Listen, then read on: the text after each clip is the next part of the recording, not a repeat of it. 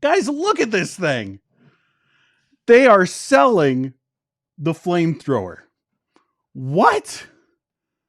$1,943 for the flamethrower. Is it signed?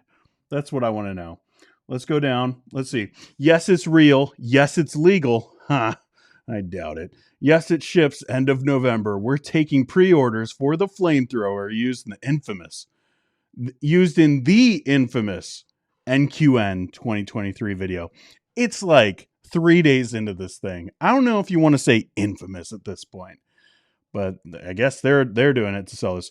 Pre-orders closing November 30th. So you got all month long to save up that $1,900. If you guys want a flamethrower, now's your chance. 50-foot range. I love as if like these guys like did all the measurements. Like they're like, oh, it's been tested. It's been tested. It's been approved. 50-foot range, 60-second firing time, napalm compatible. What? What is this? Jeremy says he thinks it's a joke, but he kind of wants to buy one. All right, you have that conversation with your wife, man. You get back to me. Text me later how that goes. But when you're not lighting November fires, this will be your best ally for prescribed agricultural burns. Ground clearing, snow and ice removal. In other words, these are the things that we're saying so we don't get sued. Oh, man. Potent potables. That's what I just sounded like. All right. This is just nuts. This is where we're at. We are at a place in Christianity where Christians are selling flamethrowers to support their ministry. And I think it is probably the most appropriate thing that you could sell for an institution like this. It just makes perfect sense. This is my tweet. All right, so you've probably seen the video, or at least you've seen parts of it. Maybe you're just like, I'm not going to watch the whole thing. Why would I do that? That's so dumb. I'm not going to waste my time with that. Maybe you're like that. I checked it out pretty quick, actually. It was up pretty early, so was I.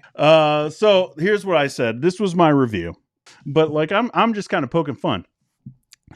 But that didn't stop, the fanboys from coming because of this. I want to talk about this. All right, this was a surprise to me.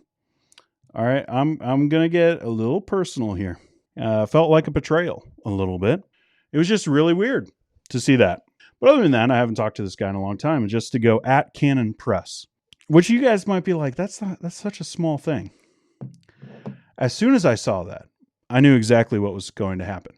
Guys, I spent all day blocking people on various platforms.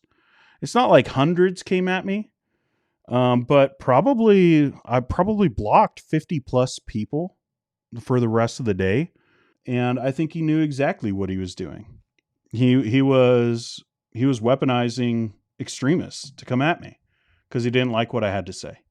Again, I was dealing with it pretty much all day after that. It was great because I had a really important meeting with my son's. He's being autistic and everything. There's a bunch of different people with the school, and I had a very important meeting, and my phone kept on buzzing about Doug Wilson fanboys calling me all kinds of names on Instagram, on Twitter, on YouTube, finding unique ways to get past spelling things.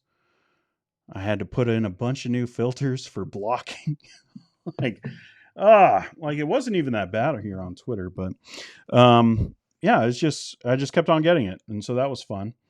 But that's what happens, guys. Like these guys who want to talk so much about morality, right? They want to talk about building Christian nations, and they want to talk about like all this stuff about how they are the authority, and they keep on doing stuff like this, and their followers are the worst.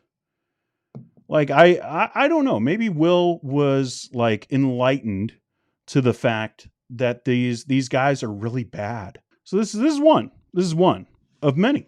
This is what the rhetoric of people. So at this point, bridge burned, bud. Like that's what that was. When you go at Canon Press, bridge burned. Like it's just okay. So I just want to publicly thank Will Sherman for getting all his fellow Wilson fanboys like this fella to hound me all day. And I said that Will knew exactly the kindness he was doing, and I definitely won't forget it, and I won't. I got a lot of that kind of stuff, and it's just these are the people. Like, the reason why no one outside of these like camps like Ogden or Moscow or a little bit in Minneapolis right now, like, the reason why everyone outside of those camps doesn't want Christian nationalism is because of the Christians who are promoting Christian nationalism. Like, that's why.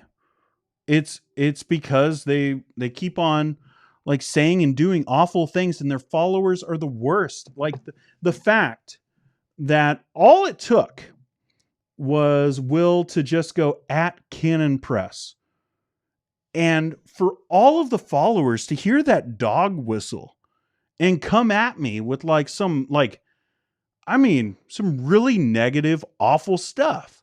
Like, and these are supposed to be the Christian nationalists? Like, I want these guys in charge of stuff? Heck no. Heck no, I don't want them in charge. Like, these guys don't act like Christians.